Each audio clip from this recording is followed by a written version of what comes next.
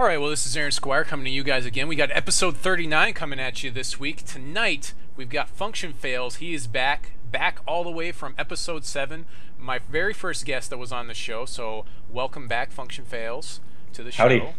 Yeah. Tonight, we're going to be talking about some of the HexTCGPro finals, some of the people that made that. We're going to do some news updates and do a reveal of Gwaer's card that he won by beating one of the devs. I believe he beat... Who did he beat? He beat... Ben Stoll, the lead PvP designer. Right, the lead PvP designer. He beat the guy that designs the cards. Yeah. Yep. Then we're going to be talking about some GenCON tips and tricks for all the people that are going to be going out there. And finally, we'll finish up with a deck doctor. We're not sure which one we're going to do tonight, so we'll go ahead and let some of the viewers tell us what they would like to see with that. So moving on to the very first things first, the HexTCGPro Invitational season. So I guess the tournaments have closed out right now. Yep. And we're going to have something like 4 pods, so it's like 32 players. I'm one of the people that happen to have made it in. I think I'm not sure what the cutoff was, if it was 10 points or 9 points that you needed to get in there. But I did, luckily, I did top 8 once, and I've been playing in every series, and I've done decently well except for this last one. It's going to be 3 rounds of group play, so basically a Swiss tournament with sideboarding. A lot of people will be streaming, myself included, and some people won't. But John will be streaming out the pairings to make it fair, and that's going to happen on, it looks like, that's going to happen, he has it on here. I believe it's August 31st. Yeah, Thursday, August 31st at 8 p.m. John will be streaming out on the HexTCGPro stream the pairings. So during that time period, they're also going to do some interviews, some deck techs, some live standings, and then say it is that you didn't get into the finals and you still want to, you know, be like participating and like have some stake in it. You can actually do the fantasy league, and there's some information about that on the HexTCGPro website as well. So anything before we talk about some of the problems we've been having with the tournament function that you want to add on with that stuff? No, it's a shame that I didn't make the invitational, but that I'm the only one to blame for that. But with that said, it's fun that at least they're doing the fantasy league, so I'll be able to still follow along and enjoy it. Right. So yeah, actually I forgot to ask you, but like, what have you been doing lately? Since, I mean, it's been so long since you've been on the show. So talk to me about what you've been doing lately. So I've kind of fallen off the radar, at least as far as doing like Hex content goes. It's just because I kind of bit off a little bit more than I can chew, and then work got crazy. And then I just recently, about a month and a half ago, moved to Chicago. So now I'm living in the Midwest again and busy with work stuff here.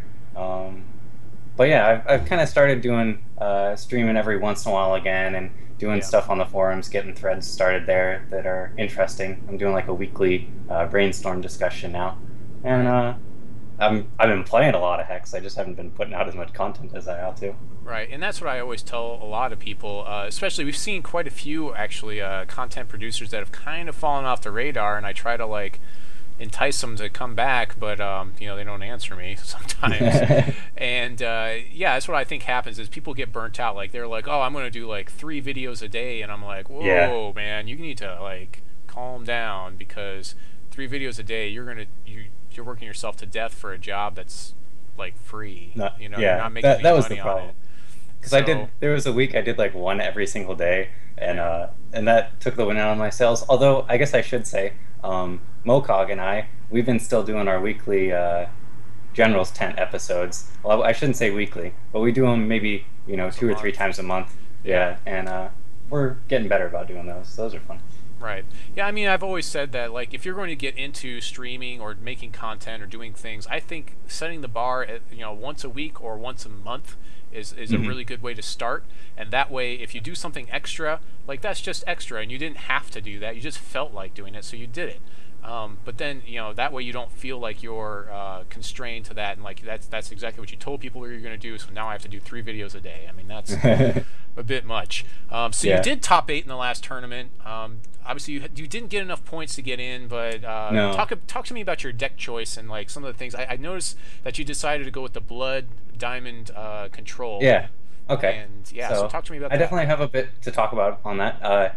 For my top eight, if I had made it, I got knocked out in the first round, so I only made Right. it to top eight rather than top four. If I had made it to top four, I would have qualified for the Invitational. So that's what I was aiming for. It's probably the worst matchup you could have run into, actually, in that whole pool. Yeah, it was a bad matchup, and I won the first game really handily. I guess I should rewind a little bit and talk about the deck selection, like you were saying. We were testing a lot the 2 nights before, mostly me and Gwaer, but Neo, I was playing with him a little bit too and testing, and maybe one or two other folks.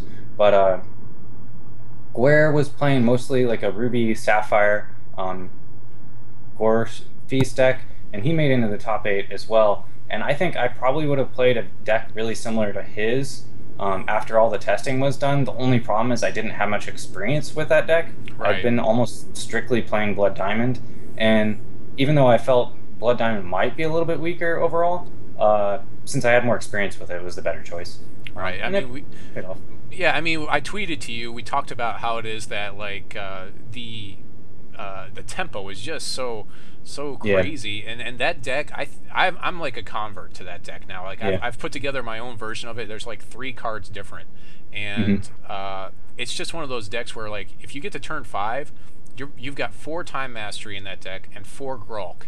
Your opponent's very likely not going to get another real turn. Like a Gralk isn't giving you a real turn unless you have haste or something with haste or something that's going to deal damage outright, and everything else is just going to sit there on the board and either get exhausted or your opponent's going to take another turn anyways and just deal like, you know, like 5 to 6 damage. That's all they need to do every turn. So yeah, in the top 8, I felt like I was not favored to win, but I still had a decent chance. I would say like my odds were maybe like 40% or so. Right. And I won round 1 pretty slam dunk. Like it went pretty well, and I even misplayed a couple times in I should say game 1. Yeah. Game 2 and 3, both games I had resource problems. So that was kind of unfortunate. That like especially game 3, if I had drawn my 4th resource, I probably could have come back. But turn after turn after turn, I didn't, and eventually he built up a really like solid board, and I still could have come back maybe if I had on my final turn drawn for the extinction. Right. I didn't, but you know, it sucks to lose like that, but it happens to everybody, so I can't really complain too much. Right. I mean, and he does have answers to that extinction. I mean, the devil's advocate a little bit. You know, he's running 4 Countermagic in there, and so I mean, he can bounce things back to his hand, so he can reestablish a little bit. But yeah, I think the life gain. The thing I liked the best about your deck though was the life gain paired up with the constant that draws you cards. I really actually like that because I felt like that's the biggest problem with Blood Diamond. Is like, yes, you have a lot of cards that are hard to deal with, or they're 2-for-1s for your opponent to deal with sometimes. But if you run out of cards, you're out of cards, and the deck is not going to do much for you at that point. Another big thing on that exact note with a life drain champ is Neo was criticizing me for it, but I still like the way I went. Is I was only running 1 Shard of Fate, and in general because I didn't want to be missing the shards too often. Right. And at least if you're only running 1, like you're still going to be able to play a turn 2 play if you have the max number of Shards of Fate in your hand, which is only 1. And you're not going to miss quite as many charge powers. Since it's only 2, you're going to be able to use it multiple times over the course of the game. And with the charge power, there was a lot of times where you find yourself dropping to like, I don't know, 5 life or 2 life or something, and you end up coming back. And the big portion of why you come back is because you were able to activate the charge power so many times over the course of the game. Right, you went with Dimmin for this one, huh? Yeah. Yeah, so you could get some of that life gain back. Yeah, did you consider possibly running maybe like a one of Droz Walker at all? I mean, with all the life gain that you have? Yeah, I know why he would be good in the deck, but he wasn't really the route I wanted to take. Yeah. I really liked that all my guys had flight and kind of did a little something extra in a sense. Yeah. Droz Walker probably would have been fine, but what was I going to say? There was one other thing. Oh, speaking of card considerations, another card that I had been planning to play with and then made the last minute decision to cut was Warlock Inquisitor. And I was so glad during Swiss that I was not playing Warlock Inquisitor, because it actually, as much as I love that card, I think it's one of the strongest cards in the set. It just doesn't fit very well in the meta right now. Yeah. Like, sure, you can hit their, Royal Falconer with it, which is a pretty good swing, but you could do the same with a repel or with a murder, and Right. uh, Yeah, murder would be the optimal. yeah, and the Inquisitor coming back and stuff, it just didn't put in as much work as I needed it to, and I didn't have the space with having like Chaos Keys in the deck and having 4 Solitary Exile. Those were all like those 6 cards were more important than having 4 copies of Inquisitor. So Yeah, I mean, we've seen people play Inquisitor a lot less. We've been seeing people going from 4 down to 2 to 3 now when they do decide to play him. So that kind of segues us to that card selection, segues us to one issue that's come up, and I thought that you were in it, so I had to apologize to you before the program because you hadn't seen some of this traffic back and forth. But in case you guys didn't know, all the people have been contacted, and we're coordinating the tournament, which is going to be on the 6th. Most everyone's saying it's good to go for them. But there's some question over whether we're going to include set 2 or not. And there's been some arguments back and forth about, well, you know, the cost of getting what you need to play with, and then the amount of time, and then there's a possibility of having some bugs that might come up with the different cards. And there could be a lot of problems. Obviously, set 1, most of the cards, most of the bugs are all worked out. We know that those are good. And this has kind of been a set 1 tournament atmosphere this whole time. So, I mean, there are definitely some arguments on both sides. I mean, Funktion, what do you think about some of this stuff? okay, so we kind of briefly talked about it beforehand, and I would say if there's at least a 7-day window, I think that's a pretty good time frame to at least get enough cards out into the public. That with only 32 players in there, I would assume that by the time set 2 lands, there's going to be player-to-player trading, and I would hope that that's before the Invitational comes out. That it should be pretty easy to like get the cards from your friends and do that. If we're only talking about 32 people, we're not talking about a whole like 100+ player tournament. In which case, it would be a lot harder to get them. I think it's pretty like it would be fun to see the new cards in action. If they're already out, everybody's going to be excited to see them. It's going to be a good draw for the tournament. And I think my number one thing is, and this bums me out about not playing in the Invitational, is I love brewing for like the first tournament of a new set release. Like that's some of the most fun brewing when where everything's fresh. The meta isn't defined. Really, super set. You know, and it's really funny you should mention that too, because a lot of times what happens, what I see happen a lot is like you'll see 2 or 3 or maybe 4 cards make it into some of the top 8 deck lists when on that very first like big tournament, or when you go to your Friday Night Magic. I mean, there'll be that one guy that tries to do a whole lot of stuff and it's not quite right, but it takes a lot of time for those next cards to really kind of weed their way in and get an established place where it's understood these cards are what go in these decks for a reason. Yeah. So I like that chaotic essence of building with a new set. It's a lot of fun. Right. Yeah, I agree. I completely agree.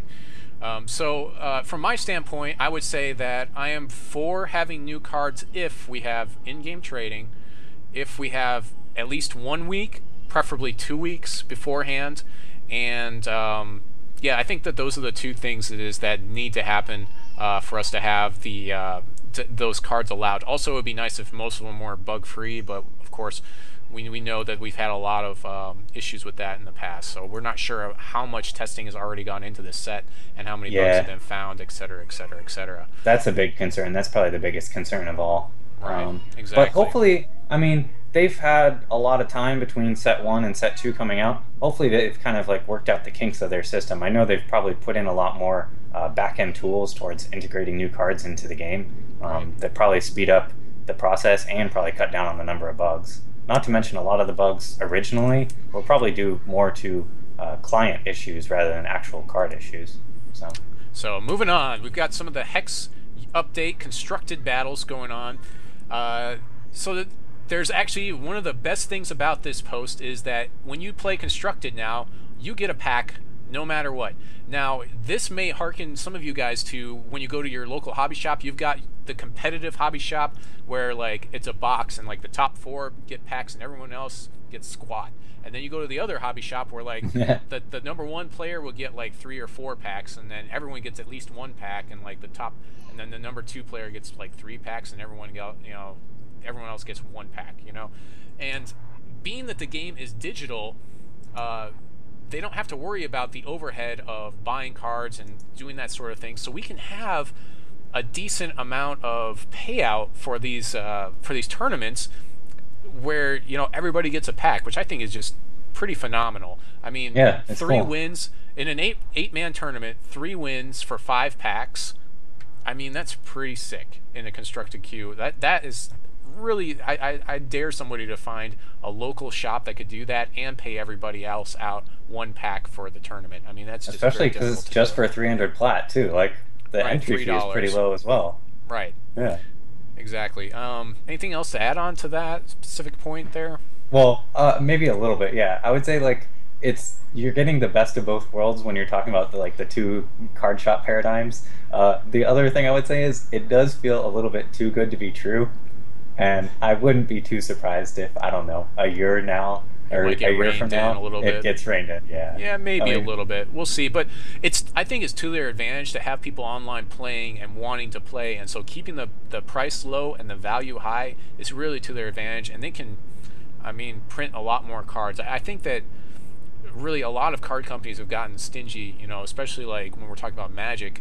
I'm not sure what the cost of printing cards and doing all that stuff is, but they got to be making money hand over fist, because a lot of the other TCGs that are out there are much, much cheaper.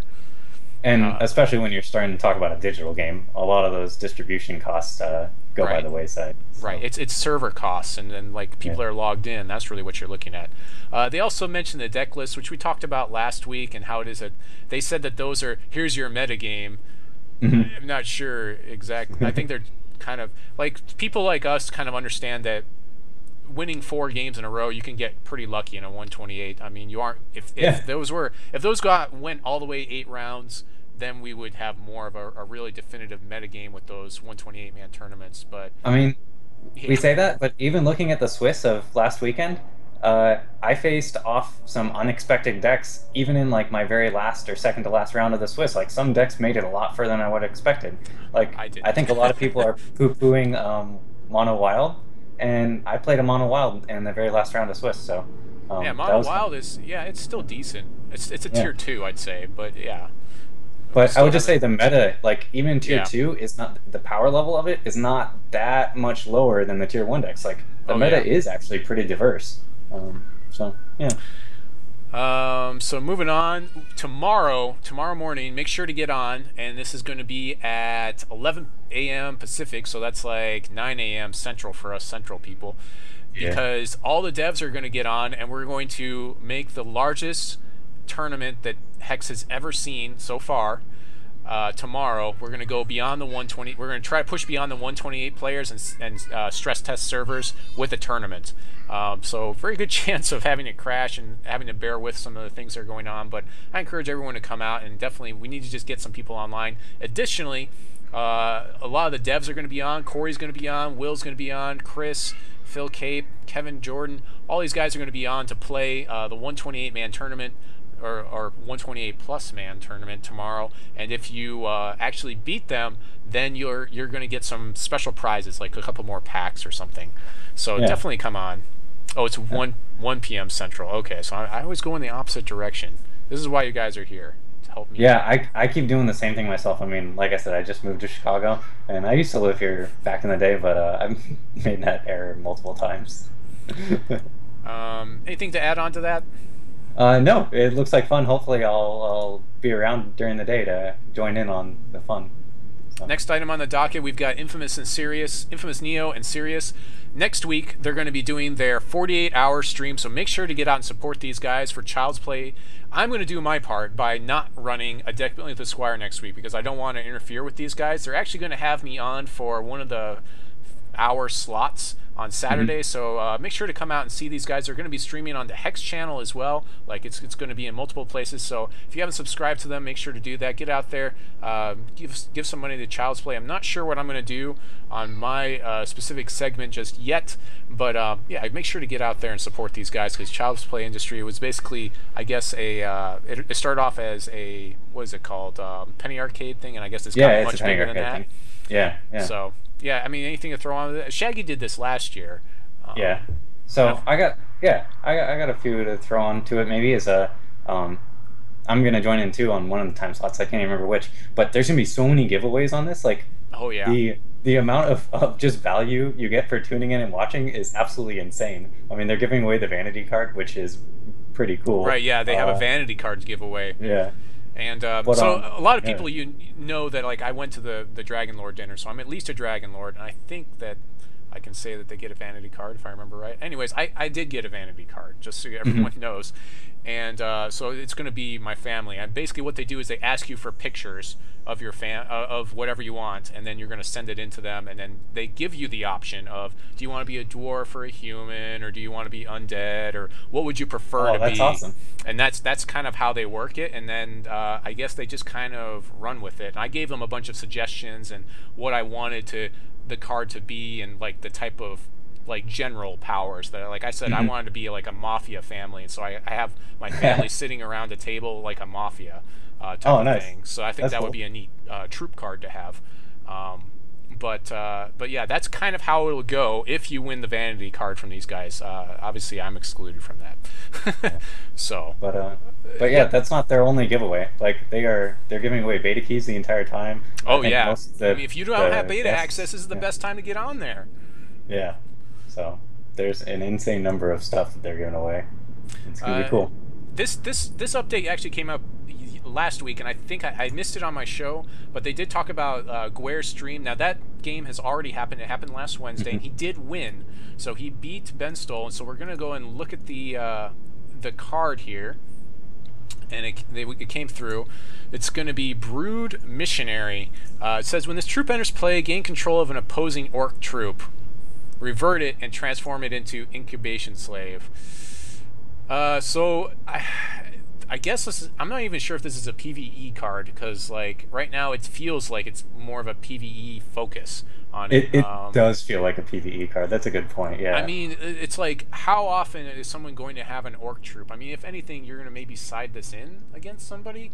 It just feels, it's a 2/4 for 4. I mean, for 4 you could be doing obviously you could be doing what's his name, the Vampire King, or you could be doing what's his name, the other one, Inquisitor.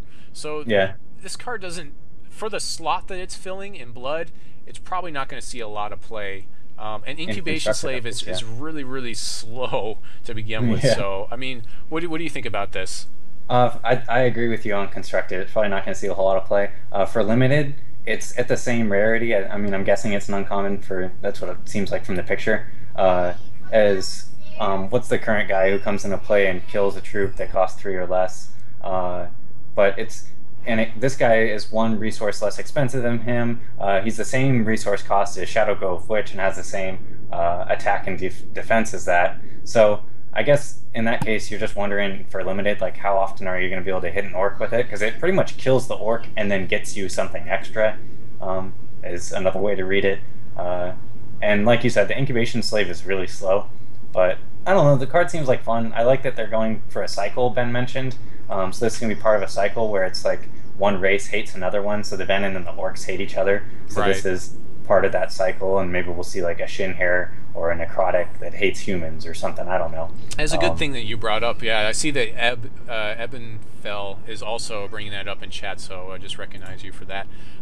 Yeah, I mean, I didn't even know that there was a cycle, and so sometimes, yeah, we'll see things that are flavorful like this in other card games as well, where it's more of a cycle type of thing, and it's for flavor reasons more than it is for balance or competitive reasons. It's still a 2/4 for 4. I mean, it's a decent blocker most of the time for you. You could draft it. I don't know. It's probably like a 8th or 9th round pick. Yeah, or it's going to be in draft. Like sometimes there's cards that are going to stick in your sideboard most of the time. Like this would stick in your sideboard, but if you happen to be playing against orcs, like this is an amazing card. All of a sudden you board it in, and it's better than most of the other cards in your deck. So like, yeah, it might be sideboard material, but it's pretty good. And like you said, 2/4 bodies aren't bad, but I think where you started off with, this feels more like a PvE card than a PvP card. Definitely holds true. So. I just want to quickly mention PvE for a minute here. This morning, I woke up and I found out that there is now PvE in Hearthstone. So I played it. It was pretty fun. I've actually had a lot more fun playing the PvE in Hearthstone this morning than I've actually played against players. The Hmm. thing about it that's funny to me is that to play the PvE, to get the entire dungeon, and the way it looks, and I may be wrong about this, is you have to spend $20, and that's reasonable, to get content. And that's what Hmm. Blizzard has done for a very, very long time. They've done PvE content that people want to play, and they also have PvP stuff that people are very interested in, but a lot of their focus has been PvE, and so it's not very surprising to me that that is in the game. And so they the other thing that's kind of funny though is that they said that the game would be completely free to play, but this kind of makes it not free to play because you have to play the PvE content to get specific cards you can only get in the PvE content. So it's Yeah. interesting that they're going in that direction to me to see them do that. I'm not against it, but yeah, it's if you're really starving for PvE and you have access to Hearthstone, or if you have a Blizzard, you pretty much everyone has access to Hearthstone because it's free. Yeah, 'cause it's But free. you go ahead and try it out. The first 3 parts of the dungeon are free, and then after that you have to spend $20 to play the rest. Have you tried it out yet? I kind of threw I this and didn't warn Yeah. you about it, but No, it's all good. I played Hearthstone, just like basic Hearthstone or whatever you would call it, when it first came out, and was not interested in it really at all. It just didn't have it's not a game targeted at me. I can recognize a lot of people like it, but it is not a game for me, and it's just not deep enough. I would say, and I don't really have that much interest in trying out the PVE side on it, their Naxxramas thing, just because the game itself isn't that interesting to me. If like I looked into it the day it came out, and if the reviews and stuff and the things people said about it, they might have changed my mind, but they just kind of led me to believe the same thing, that it's not something I'm going to enjoy. So right. Yeah, I mean, yeah, it was fun, but it's going to be one of those things. So, moving on to one thing before we start the deck doctor, we're going to do my Gen Con tips and tricks. okay. All right, so I'm going to basically give a tip or trick, and then Function's going to throw on his opinion. So that's how this is going to go. So, tip number 1. Actually, we're going to call this rule number 1. Shower. Okay, come on, people. Like, we are not sitting in front of our computers playing World of Warcraft or whatever. You can't just go off on these benders. We're not doing a 48-hour stream for Child's Play. We're actually going to be with other people. So that's the first rule. Shower. Make sure you're wearing clean clothes every day. I'm going to be doing that. I expect everyone else to be doing the same. This seemed to be a big thing in the, I guess, nerd community, or I guess you could call us Yeah. the... I don't know what you would call us. There's different words for it, but basically the intellectual community. A lot of times this seems to happen where it is that people, I think, maybe just get too focused on stuff and just they throw hygiene out the window. Don't be that Yeah. guy. Throw-ons there. Wear deodorant. That's another one. Brush your teeth. Like Yeah, maybe there are things all that the some people above. might find as common sense, but like you said, sometimes those things get thrown out the window for some folks. And uh, for anybody listening, if you're going to Gen Con, yeah, definitely please shower. Yeah. Number 2, tip 2, have a plan. So here's what I did last year. I basically went through all the events, and I don't suggest everyone do this because there's a lot of events to go through.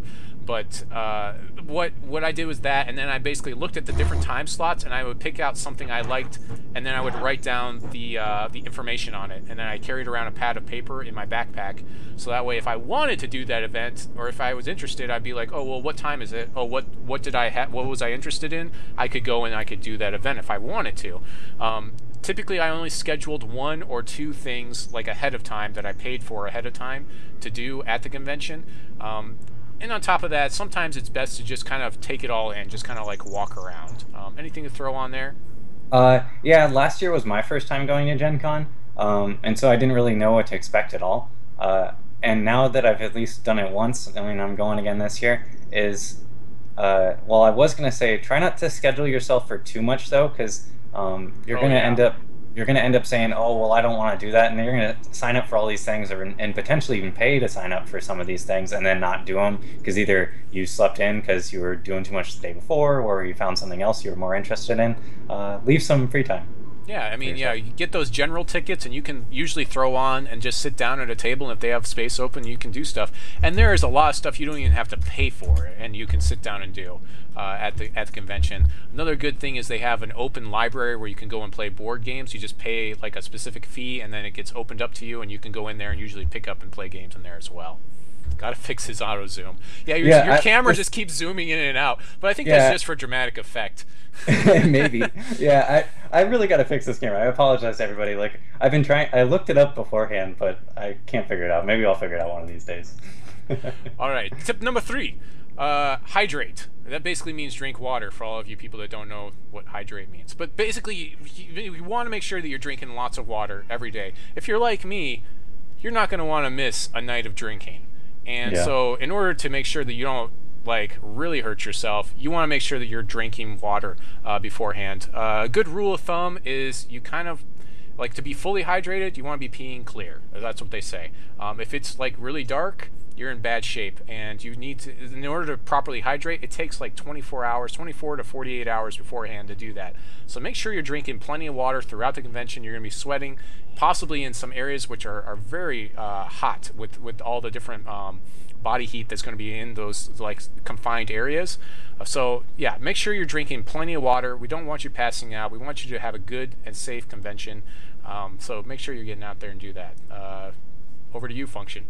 I would say the next part that kind of links with that is when you're like eating and you know you have your bottle of water with you, is maybe this is just a pet peeve of mine, but like if you have messy food, if you have like Doritos chips or something, eat them in between doing things. Like don't bring those chips to the table or whatever event you're doing and then like get them over the game. Like I don't want to play with Dorito covered games. So yeah, that's pretty annoying.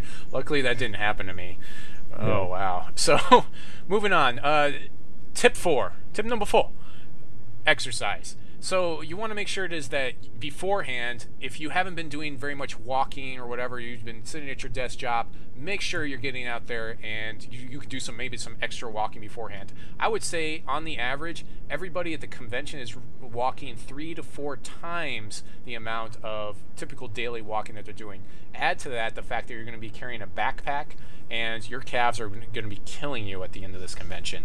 I actually do somewhat work out. I actually run and do other things, and at the end of the convention, just carrying a regular backpack with, I don't know, a couple of magic decks, a pad of paper, and I don't know, you know, like maybe one more random game in it, like my calves were killing me at the end of that convention. So make sure you're exercising, do some walking, get out and do that ahead of time. Now this is the sort of thing that right now I'm telling you 3 weeks ahead of time, so you can start doing it like now.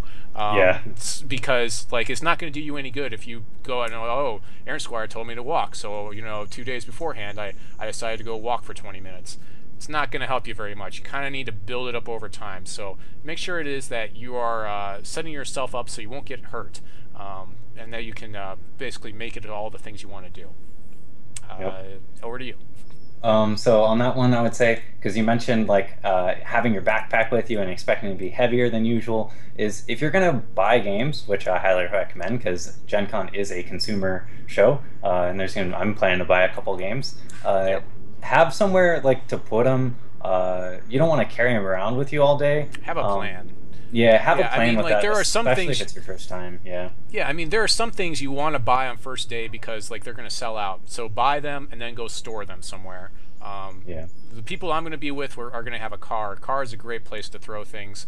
I actually knew that certain things were going to be fine on Sunday, so I waited to do a lot of my major purchases until Sunday, because a lot of times when the vendors are leaving, you can get some pretty good deals. Additionally, there's a coupon book that everyone needs to pick up if you're going to the convention, because that has deals as well where, you know, like you have to spend a lot to get.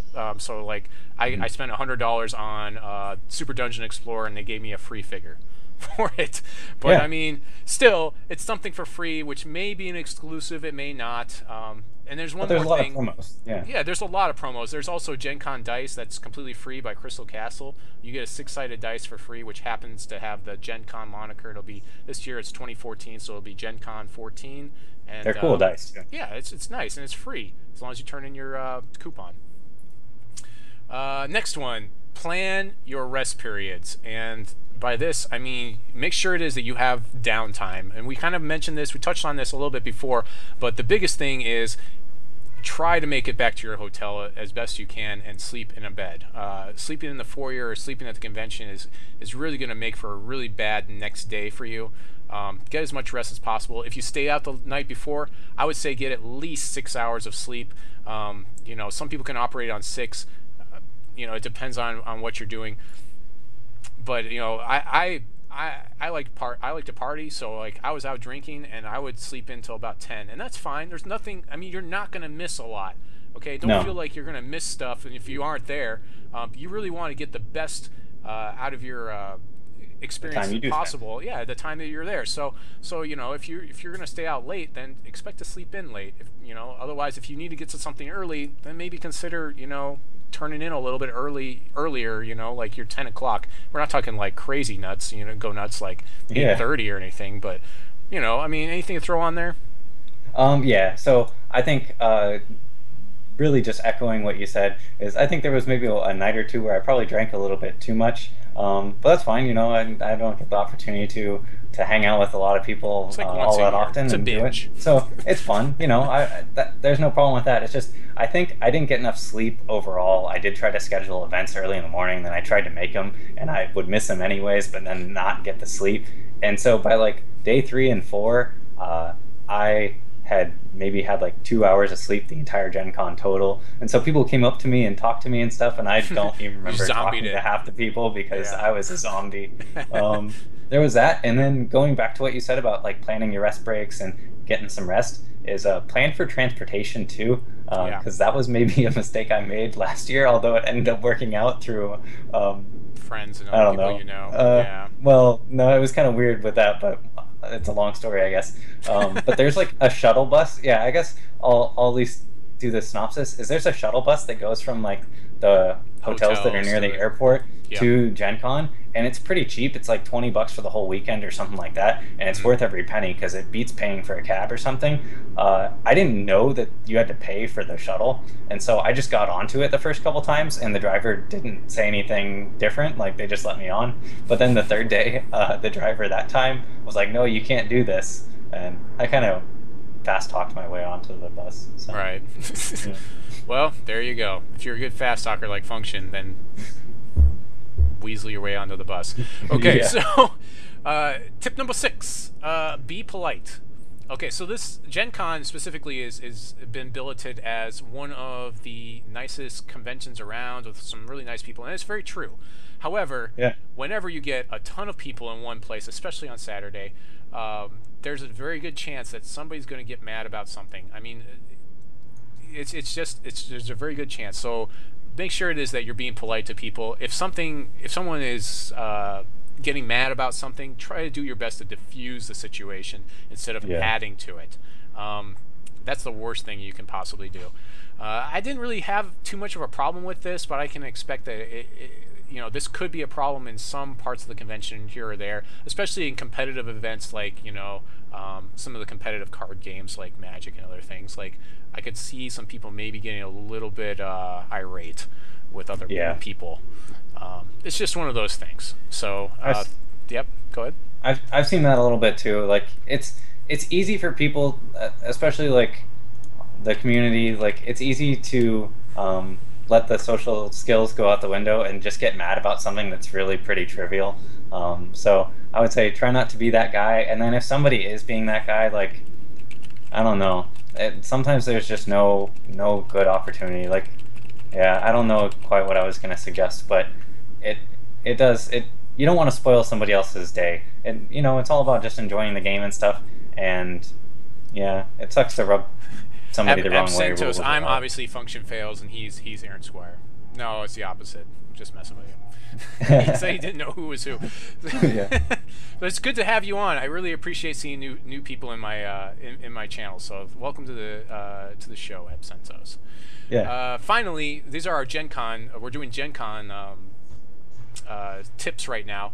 Final thing is have fun. So I'm just going to read this. I feel like I did a pretty good job writing this. It says, it's very easy to get overwhelmed by the events, but you're just one person, and that's why it's important to focus on an agenda to get the most out of any convention.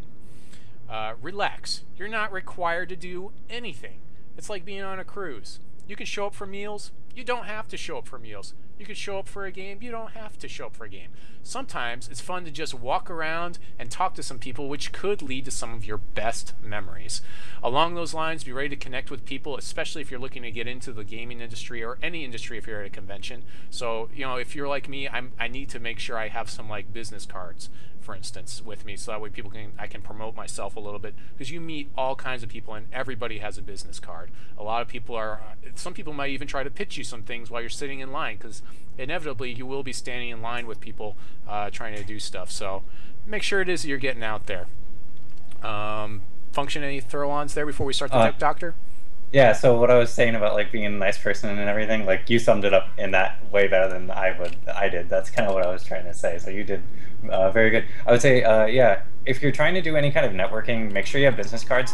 The other thing I would say is one really big thing to remember about Gen Con is it's a consumer show first and foremost. It's not like GAMA, which is the Game Manufacturers Association show, which takes place in Vegas. Like that's a trade show.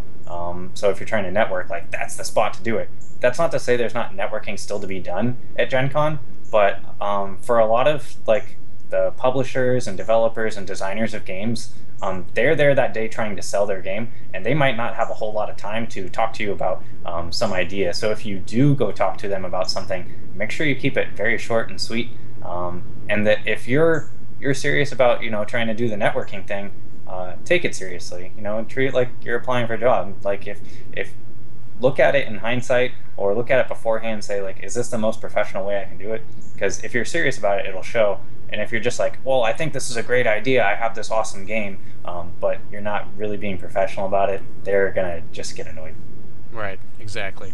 I completely agree. So we weren't sure exactly which deck we were going to do tonight, so we're segueing into the deck doctor now. We have about 20 minutes to finish this, so we might just stick with this one. But this is a scheme deck, which runs Servant. It's a Servant scheme type of theme deck.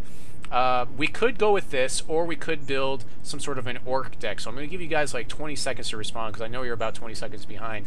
But the basic idea is we're going to use scheme to put what we need in the deck to fix bad situations. And of course, Function is seeing this also 30 seconds behind. Actually, did I post this to you? Do you have this list? No, well, if you did, I didn't click the link. Here, so now this is the first time. I'm going to go ahead and post it over to you so you can take a look at it. It is 5774, in case anyone was wondering. I'll also post it in the channel here. So this was just a random idea. I basically took a Blood Sapphire deck, which I had tried playing unsuccessfully in the last HexTCGPro tournament, and gutted it for Ruby because I felt like Ruby was much stronger for playing Servant. It also plays our wonderful Royal Falconer in there, Gore Feast, and then a Mastery Time, which is very similar to the functionality of what Gore Feast does for us. Sure. And I mean, it is what it is. I mean, it's basically a tempo deck. Is basically what it is. So I don't know. We could go with this. It is very toolboxy, but we could also go with making some sort of an orc deck. So I need somebody to tell me if they want to do the orc deck. You guys need to tell me now. We're talking about the new orc, the one that he costs 8 and he has 2 shard slots. I'm not seeing anybody talk about this. We might just start if I was going to say anything, I would say do the scheme one. That's the one that's attractive to me. The scheme. That one seems like fun.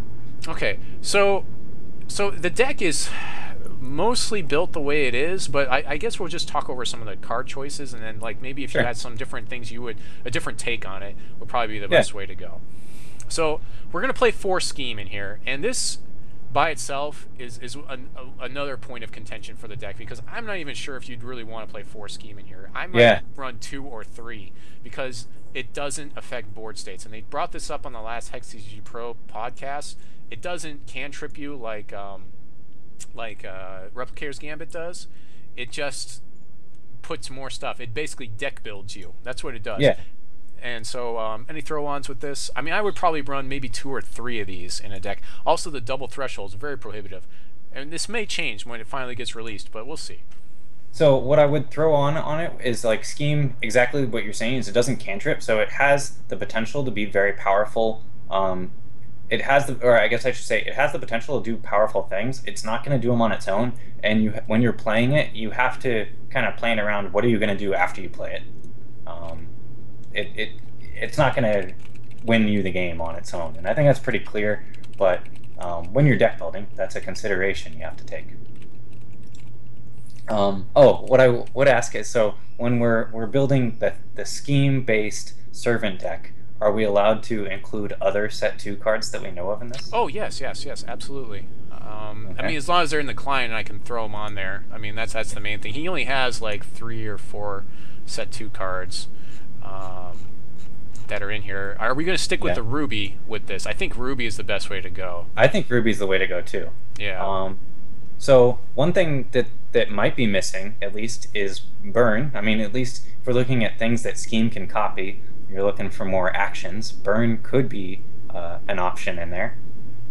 Another one is I did have Burn originally, but I had to cut something. You know, I mean, I did like it, but at the same time, I was like, it definitely would go in the reserves because it's quick action. But I liked Ragefire a little bit better, even though it's double Ruby and it's prohibitive. I just kind of like the interaction. I like the interaction of Ragefire with Scheme. But who wouldn't? What about maybe Burn for Mesmerize there? Yeah, at least maybe it's Burn for Mesmerize. Yeah, I think that's acceptable. Especially because Mesmerize is basic action, so we can definitely do that. I think that's a good choice. So the other spot I'm getting at here is there's that set 2 card Heart of Fire, and that seems like it would be fun with the Scheme deck. Although once you start doing that Heart of Fire, maybe we start moving away from Servant entirely. Is that in? Let's see if it's in here. If I can look at it. Heart. So Heart of Fire. Oh, I don't even know if I really looked at this one or covered it. Deal 1 damage to opposing troop and champion. Permanently increase the damage dealt by each Ruby actions in all zones by 1. Huh. So it basically buffs all of your damage from there on out. Yeah.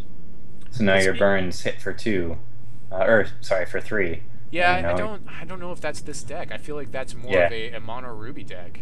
I mean, and if you were trying to do it with Scheme, it would probably be like a troop-less deck, and we're trying to play troops in this. So. With Heart of Fire, I'm looking at this, and it buffs every damage. I mean, how many damage spells are we buffing? I mean, that's where I really look at it. We were buffing 1 burn, 4 Ragefire, a burn to the ground, and nothing else. Yeah, so if we're still playing Servant, that's not really useful for us. Yeah, I don't see it happening at all. In fact, let's just go ahead and take our schemes down to 2, I think. Okay. Let's go ahead and do that because of the double threshold. If it didn't have the double threshold, I could easily play 3-ish. And I'm also only playing 22 shards right now in this deck as well, so we have some wiggle room there. Yeah, I think you probably got to bump that up a little bit if you're playing Mastery Time and Gralk in there. Yeah, but they're only one of, so I mean, that's true. The chance of you having those really bad clunky hands is somewhat low. Veteran Gladiator is another one that's kind of iffy in this deck. Yeah, I'm with you. So you have a Mirror Knight in here. 1 card from set 2. Another one that they've spoiled is Mentor of the Song, and that seems like it would work really well with Mirror Knight, even if it's just a one of the Mentor. It seems like it would fit pretty well in this deck because it's going to let you draw some more cards after it dies. Oh yeah, for sure. Yeah, this guy is definitely much better than that guy's much better than Veteran Gladiator for us. Veteran Gladiator is really good. Don't get me wrong. Yeah. And you could, if you were going to play Veteran Gladiator, you probably wouldn't play it in Servant because you would play a play set of them, and you would play Buccaneer and Falconer and all that stuff. Like that is the true Gore Feast-ish deck, you know. Yeah. But and a lot of your guys already have evasion, so you're kind of Gladiator isn't getting his full value out of it if your guys are working to evade anyways. Right. Exactly. So yeah, I think Mentor of the Song is a very good choice for this deck as a one of right now. We also have to make sure that we have 20 cards in here. So every time we get rid of something, we have 20 now. 20 different named cards. Otherwise, we can't play Servant. So I think we still have 20. 4, 7, 9, 6, 17, 18, 19, 20. Yeah, we have 20 different named cards in here. So that's the other thing we're looking at with this deck. Splinter may be a little bit prohibitive, but I just feel like it's so good. I feel like it's overlooked. In fact, I actually put it in my Sapphire Tempo deck. That's what's different from mine from the tournament champion from last week. Yeah. And I run 2 Servant in mine because the 4-point curve point portion was a little bit low anyways. Okay. Yeah, I do but, think I'm with you on Splinter. It might be a little bit prohibitive. prohibitive. Yeah. The other one I like, since we're talking about playing one-ofs, and I kind of like Scheme's interaction with playing one-ofs in your deck, is you could play Countermagic. Yeah, Like we've got one one-off Countermagic. We could Oh, probably buff good. it. I had 2 and I had to take it down, but I think we can Oh, buff I it looked back right up past to 2. it. Sure. Yeah. Yeah. We definitely want to play enough toolboxy type stuff that we have good targets for Scheme. But the nice thing is we never have to actually draw the cards, but that's also the bad thing is if we want to copy a card and we've already drawn it, now we can't copy it. So it's kind of like, you know, you kind of really have to weigh it when you're looking at the deck and you're I mean, it's just That's a good point. Like, we are playing a bunch of one-ofs, but on the bright side, most of them are pretty versatile. Right. That whether if you draw it, like, it's the card you wanted anyway, so you can't really complain. And then if you don't draw it, you can make more copies, and hopefully you're more likely to draw it after that. Right, So, if you really yeah. need it. Yeah, I did main deck. I tried main decking Heatwave for a second there, and then I was like, no, that doesn't make sense with this deck. No, I don't think so. Maybe another burn, and I don't know. I feel like we're somewhat there. I'm also unsure about Lord Ben, but I kind of need another card, and he does draw Buccaneers, Royal Falconers, Ancestors Chosen, Mentalist. Cerulean Mirror Knights. I mean, he does a lot of things. Yeah. So chances are pretty good he's going to hit. Okay, so I have 2 more considerations for you. Stormcall seems like, as That would a be a good one-off, one. it would be pretty decent here. And then we could maybe get rid of something else if we put that in. Something that's weak. And Maybe Mastery the other Time. thing, I like Mastery of Time in here. Or maybe either that, maybe Splinter. Yeah, it would probably be Splinter, I think. Yeah, I think we'll get rid of Splinter and we'll put in the Stormcall. I think that's a good choice. Yeah. And the other one is only because we're playing Mirror Knight and we have that. Well, we only have one Mentalist in here. Is how much consideration did you give for Wyatt versus Polka? Not a lot, like recently, because this was again converted from a blood servant deck. So I mean, Polka, yeah, also is another thing. The problem that we're looking at is on the curve, the amount of icons, which is what I typically count, is 35 Sapphire icons and 17 Ruby. So it feels like it's a tempo deck with a splash of Ruby, not really an even deck, you know? Because even the double threshold Ruby stuff you have, especially Ragefire, because that's the one you have 4 of, like, that's good. That's just as good late as it is early. So if you have them in your hand and you only have 1 Ruby shard for half the game, and then all of a sudden you top deck the last one you need, well, it's still going to be pretty solid, I would think. Yeah, I would think so. Yeah, so I guess I'm with you on Wyatt. I just wanted to hear the reasoning, at least. The big thing is, we're just so much heavier in Sapphire. I mean, you could definitely get some more Ruby cards and go into Ruby. Like, you could put that, you could put, like, maybe a one of, what's his name? You could go maybe more Orky, you know, and you could play, like, a one of Zoltog, and, like, you could go back and play that, what's it called that we just got rid of? The Splinter? No, we're talking about Ruby cards. The Gladiator? Gladiator. You could put Lord Alex in here, but the Lord Alex probably doesn't really match because we're playing Servant, so he doesn't really do anything for, like, Servant, for instance. Pyromancer might be a good choice if you're going to go more into the Ruby. Yeah, and Pyromancer, even just as a one-of, like, seems kind of fine. He's going to buff most of your guys. The bummer is he doesn't buff Servant or the guys that Ancestors Chosen creates, but, you know, he's if there was a card you want to get rid of, and maybe a Peak. You know, oh, you know what we need in here? We need Peak. Can't believe I didn't think of that. You like Peak in here? Well, I mean, we are playing one-ofs. We are playing a toolbox, and Peak is like the ultimate toolbox card right now. That's very true. I mean, that's. I mean, it depends. It's only cantripping you.